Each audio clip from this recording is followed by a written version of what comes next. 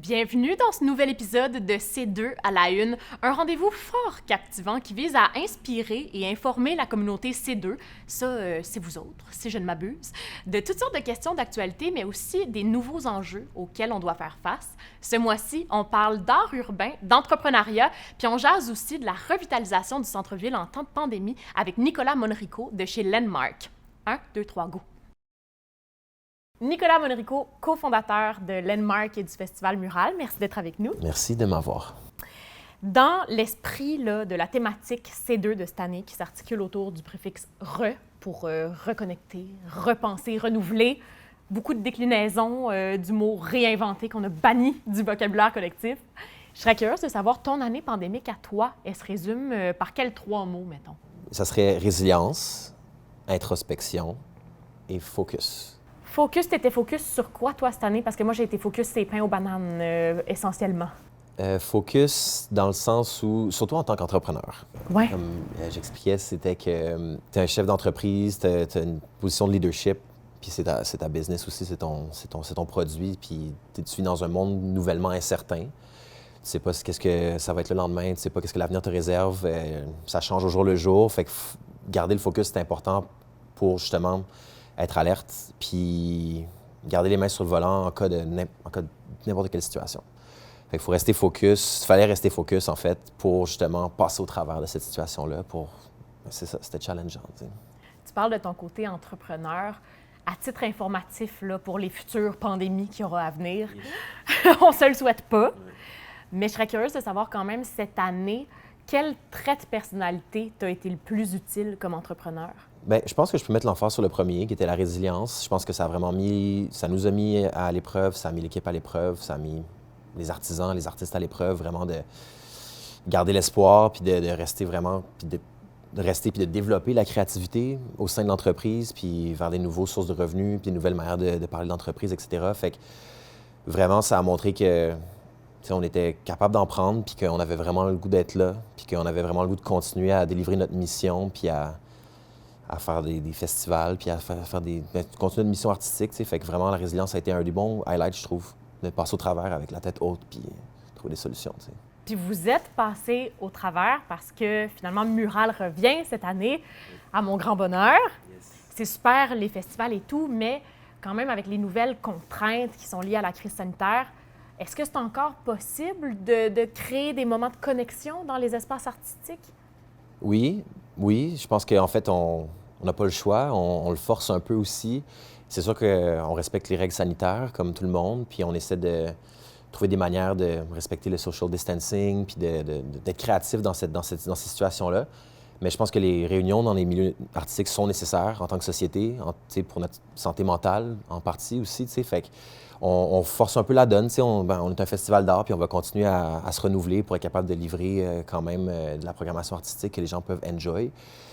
Fait qu'on a un volet, bien sûr, qui est ouvert à tous, comme on le fait d'habitude, mais on a dû quand même changer un peu notre formule événementielle pour les spectacles de musique, surtout, réduire les capacités pour justement fitter dans le modèle pandémie. Et puis, mais on est quand même capable de livrer des murales, des installations artistiques, fermer la rue quand même. Fait que il y a plein de programmations qu'on est capable de faire malgré tout, t'sais. J'adore que tu parles de la nécessité qui est relative à l'art. Je pense que les artistes aiment beaucoup ça, se faire rappeler que leur art n'est pas vain. T'en côtoies beaucoup des artistes de tous les horizons dans le cadre de ton travail. Est-ce que tu dirais qu'ils ont une influence sur l'homme d'affaires que tu es? Bien, c'est inspirant. Ces personnes-là sont inspirantes en général, puis c'est des gens qui poussent leur technique à de nouveaux niveaux. La technologie, des nouveaux médiums. Ils vont explorer justement le digital, ils vont explorer différents types de sculptures, ils vont travailler avec des nouvelles difficultés sociales aussi, avec ce qui se passe dans le monde ou ce qui se passe avec la planète, etc. Fait que, c'est inspirant de les voir aller, c'est inspirant de voir ce qui les inspire, puis je pense que ça se reflète définitivement dans l'équipe, puis dans le management, puis etc. C'est sûr que ça fait partie de l'ADN de l'entreprise, c'est sûr. Puis qu'est-ce qui distingue le bassin artistique montréalais du reste du monde? Peut-être que tu vas nous dire on est super ordinaire, puis on est comme tout le monde, mais j'ai l'impression qu'il y a quelque chose. On a une unicité qui est propre à nous. C'est vrai qu'on a une saveur, je trouve. Je pense qu'une des spécificités, ça va vraiment être être capable de faire un peu tout avec rien. Je trouve que c'est vraiment une spécialité montréalaise. Tu sais, on n'a pas nécessairement la même économie que New York ou LA ou des grandes villes dans le monde où il y a énormément de moyens financiers. Donc, je trouve que c'est intéressant de voir comment on est capable de mettre notre créativité à l'œuvre puis d'être capable de rayonner à l'international dans ces conditions-là. Tu sais, fait que ça, je trouve que c'est une spécificité à nous. C'est ça, on est très créatif.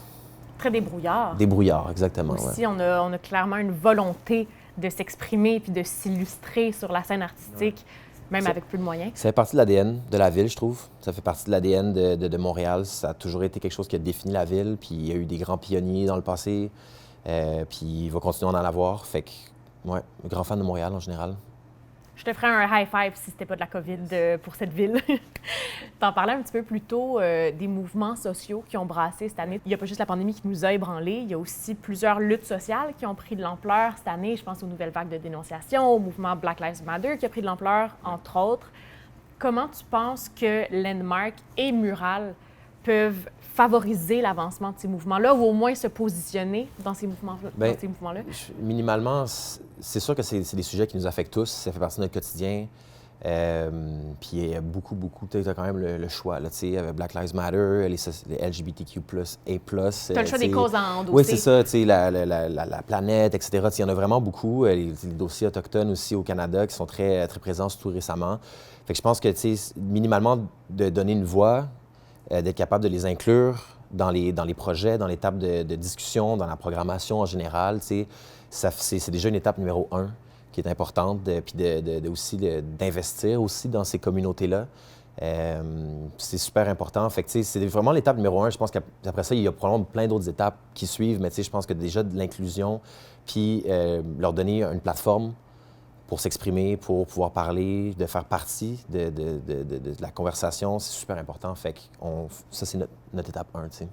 Puis en tant que chef d'entreprise, est-ce que tu dirais que c'est une nécessité pour toi? Est-ce que ça va de soi en 2021? 100%. C'est une nécessité, c'est sûr et certain.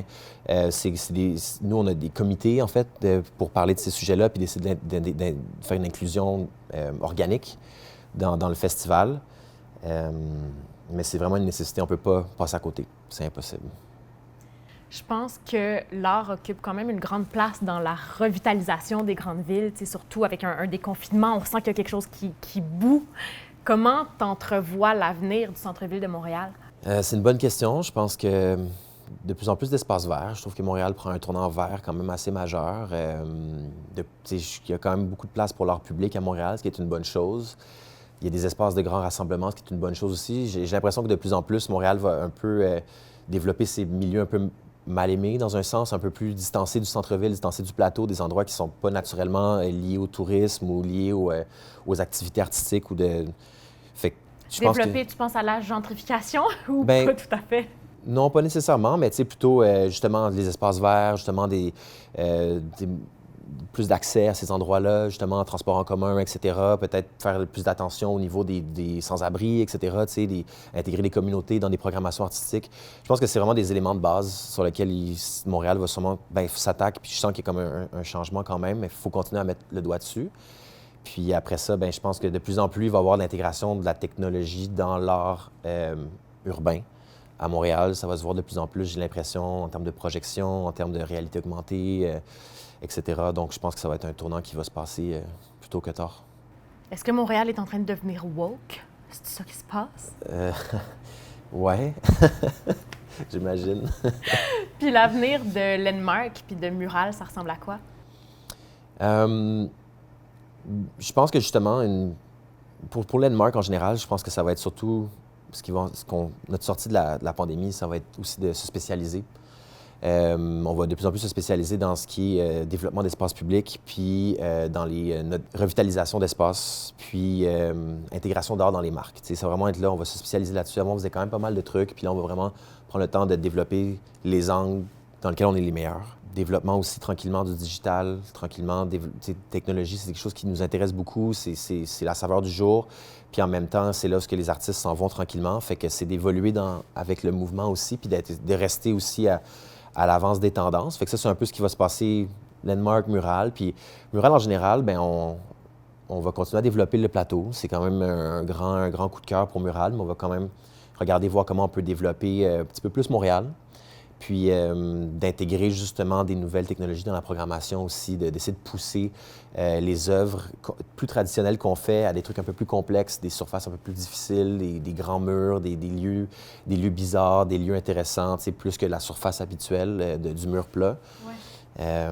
Puis peut-être essayer de voir si on peut, en fait, on va développer un peu plus le volet musical aussi, qui était un peu plus petit, puis là, on va regarder voir comment on peut l'agrandir. Peut-être que vous pourriez faire des œuvres dans les nids de poules aussi, histoire de nous faire accepter un petit peu mieux ces défauts de fabrication de notre ville. On devrait faire partie des tables de consultation pour ça. Avec Mural, vous êtes clairement sur le terrain. Qu'est-ce que tu aurais à dire aux marques qui hésitent à revenir en présentiel? Je pense que, plus que jamais, les gens vont remarquer qui est sur le site, qui est physiquement présent durant l'événement parce que, il n'y a plus d'événements pendant un an et demi. Fait que là, je pense que les gens vont de plus en plus attentifs aux intégrations. Fait que je pense que c'est de pas avoir peur. Il faut se relancer, il faut se remettre à l'eau. Il faut revenir à la normale aussi, il faut se relancer. Puis je pense que oui, c'est intéressant, l'Internet, les marketing Internet, le marketing digital. C'est sûr que c'est intéressant, mais je pense qu'en tant que consommateur, on est très bombardé aussi de contenu, puis on est bombardé de publicité. Fait que la lecture de l'information, de brand est de plus en plus saturée. Fait qu'on la lit moins. Fait que je pense que l'intégration physique, ça devient de plus en plus intéressant aussi parce que quelque chose d'organique puis d'intelligent va vraiment faire plus d'impact qu'une publicité Internet qui va être même pas digérée, en fait. Fait que ça, c'est mon two cents, mais c'est sûr que tout le monde peut-être a son opinion différente là-dessus. Ben, c'est les tiennes que je voulais. Je m'intéresse juste à tes scènes à toi. You have it. Merci tellement, Nicolas. On se revoit sur le boulevard Saint-Laurent? Oui, du 12 au 22 août. Super, on se voit là. Yay, merci. Merci. Toujours dans l'esprit de la thématique annuelle de C2 on vous recommande différents contenus à regarder, à lire et à écouter. Parce que pour repenser notre vision du monde actuel, l'art, c'est remarquable. Suggestion lecture. Pour l'amour des hommes, dialogue pour une masculinité positive. C'est le dernier essai de Liz Plank, qui est aussi connue sous le nom de Feministabulous sur les réseaux sociaux. Ça s'adresse aux hommes qui veulent mieux faire, aux femmes qui veulent les guider là-dedans, puis aussi aux parents qui ont peur de scraper leur enfant. Je pense que dans les dernières années, on a commencé à parler de plus en plus des stéréotypes de genre, puis aux différentes attentes que les femmes subissent, mais peut-être que dans cette réflexion-là, on a un petit peu laissé les hommes de côté. Donc Liz a eu envie d'ouvrir le dialogue pour nous aider à redéfinir qu'est-ce que c'est que notre vision de la masculinité. C'est un essai qui est certifié coup de cœur RB pour Rosalie Bonenfant. En termes de suggestions télé maintenant, on vous recommande M'entends-tu? Je dis qu'on vous le recommande, mais ça, j'avoue que c'est quasiment un ordre. Je vous urge d'aller écouter cette série. Écoutez-la sur tout.tv, sur Télé-Québec ou sur Netflix, mais écoutez-la. C'est bon, c'est bon, c'est bon. M'entends-tu? C'est Ada, Fabiola et Caroline, 3 amies qui sont issues d'un milieu défavorisé, qui ensemble essayent juste de composer avec leur réalité qui est vraiment pas toujours évidente. C'est une série qui est criante de vérité, portée par des comédiennes absolument grandioses et tout ça qui se déploie sur une trame musicale absolument magistrale. Allez l'écouter, puis envoyez-moi des selfies de vous, la face en larmes, une fois que vous serez rendu à la finale. Je suis sûre que ça va vous émouvoir. Et maintenant, comme suggestion de balado, on vous conseille « Deviens-tu ce que tu as voulu ?» Un balado où Dominique Tardif adresse exactement cette question-là à toutes sortes de personnes qui le fascinent. Ça donne lieu à des entrevues tout en profondeur, mais en vérité aussi, où plein de créateurs s'ouvrent d'une façon inédite sur leur parcours. Ça vaut le détour. Si vous passez par la plateforme audio, vous arrêterez faire un tour. Merci tellement d'avoir visionné cet épisode de C2 à la une. C'est super smart parce qu'avec le déconfinement, vous aviez même pas l'excuse d'avoir rien d'autre à faire. Et parlant de choses à faire, je veux vous rappeler que cette année, l'événement C2 Montréal se tiendra du 19 au 21 octobre dans une formule hybride qui va osciller entre le présentiel et le virtuel. Dans les prochaines semaines, il va y avoir plusieurs annonces relatives à la programmation sur le site de c2montréal.com. Donc, restez à l'affût ou en tout cas, quittez des yeux ce site-là juste pour aller visionner tout le contenu supplémentaire qui est offert sur les réseaux sociaux de C2. Je suis autoritaire, hein? C'est parce que ça vaut la peine d'aller regarder pour vrai.